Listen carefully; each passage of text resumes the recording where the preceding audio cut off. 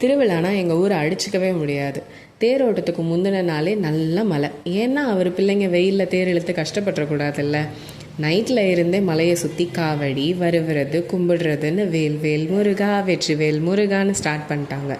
தேரோட்டத்துக்கு காலையில் இருந்தே நீர்ப்பந்தல், மோர்பந்தல், சர்பத், rose milk, Pongal, புளியோதரை, பிரசாதம், அன்னதானம்னு ஒரே கூட்டம். அப்புறம் காவடி ஆட்டம், மச்சமுனி வருகை, சங்கு சத்தம், சிவனடியார்களோட உடுக்கை நடுவில் பிள்ளையார் குட்டி தேரில் வந்துட்டார். அடுத்து மயில் கொடி, சேவல் கொடி, அழகு காவடி, மயில் விசிறிகளோட பக்தர்களுக்கும் நடுவில் தீபாராதனையோட முருகன் பெரிய தேரில் வந்துட்டார்.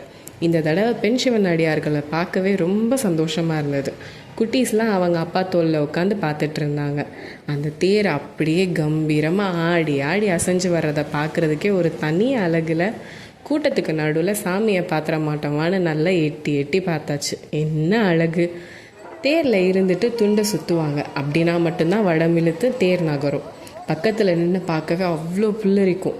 இனி அடுத்த வருஷம்தான் பார்ப்போம்ல அப்படின்னு நினச்சி ஏக்கத்தோடு கண்ணை விட்டு மறையிற வரைக்கும் பார்த்துட்டே இருந்தோம். முருகனுக்கு அரோகரா.